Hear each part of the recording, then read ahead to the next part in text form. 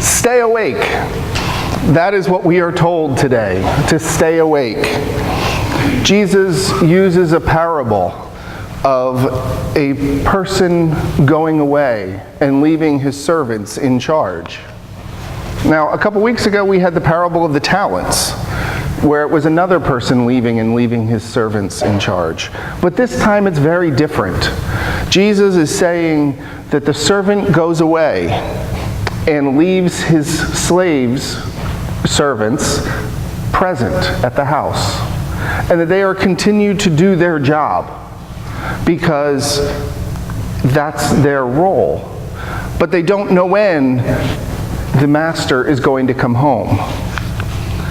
For kids, we might want to compare it to mom and dad go away on vacation, and it's an open-ended vacation. And so the kids aren't sure when to throw the party or when they have to clean up the house because they aren't sure when mom and dad are going to come home. It's the same kind of thing. They're not always sure, and we don't want to get caught in the middle of the party when mom and dad show up, because that's not good. Well, the same thing is holding true in the gospel today. Jesus is saying, stay awake. We need to be alert for the coming of the Messiah. Now, if we look at Corinthians, Paul is writing to the Corinthians because they understood the gospel to say that the world was going to end during their lifetime. Now, this was an aging population of believers, and they thought something's wrong because the world isn't ended yet. The Messiah has not returned. And so they didn't know what to do. And Paul was saying to them, don't worry, it's okay. You have all of the spiritual gifts you need to succeed in life, whether Jesus returns or not. Now, Paul did a really good job of convincing them, because Paul himself was concerned about that. Paul also believed that the Son of Man was going to return before he died. He believed what Jesus said, but he realized that as a leader in the early church, he needed to ensure that he kept them believing, even if he started to question. Now, what Paul says is that we need to experience the nearness of God with the hope to experience God right here on earth. He said to the Corinthians, you are experiencing God every day. All you need to do is look around and see the benefits and the beauty of God. Now, for us, 2,000 years later, reading these words of Jesus saying that within this generation the world is going to end, we might think, okay, well, how many generations have come and gone and that still hasn't happened?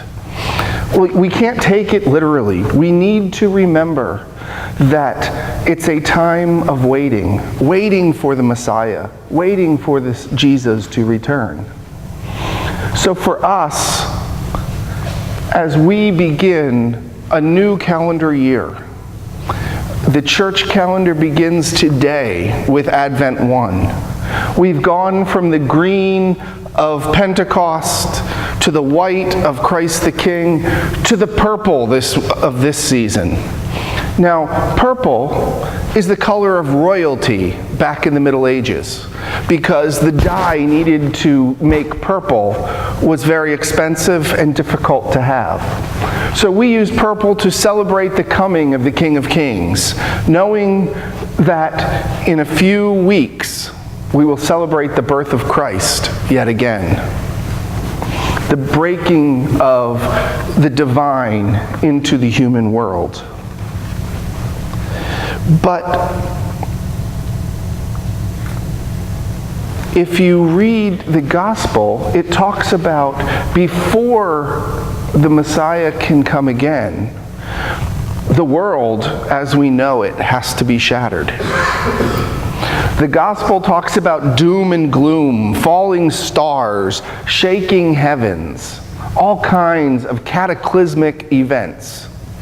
Now, in the modern time, we hear people all the time talking about the world is going to end on January 1st of year 2000, or it's going to end on May 26th, 2010, was it? The Mayan calendar.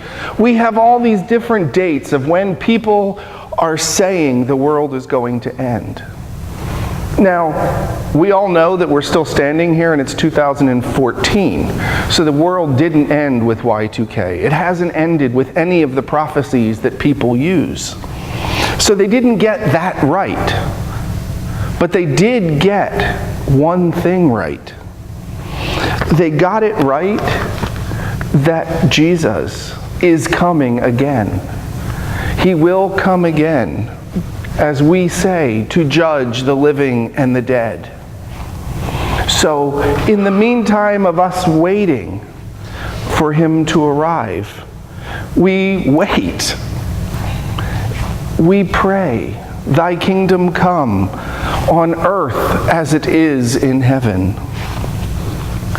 It is a time, Advent is a time of waiting, of preparation. Now, as Dave said a little bit ago, we are not a population that likes to wait. Okay? Black Friday now became Black Thursday because Thursday is the day everybody's supposed to go shopping for Thanksgiving. Cyber Monday has become Sunday because everybody can't wait until Monday to go Christmas shopping. People are shopping for Christmas earlier and earlier and earlier. We don't wait well. I personally remember as a child that grateful anticipation of Christmas Eve, getting my parents up at 4 in the morning because I know Santa had arrived and I wanted to see what I got under the Christmas tree. Or as an adult, do you remember standing at the altar waiting for your bride to walk down the aisle? Or if you're the bride, waiting for that time to walk down the aisle to get married. Or as a parent, waiting for your child to be born. They're all hopefully wonderful memories of things for waiting. But we also have sad memories of waiting. Waiting for a loved one to die. Waiting for a loved one who doesn't return home. Waiting for any number of things. Waiting is both positive and negative. But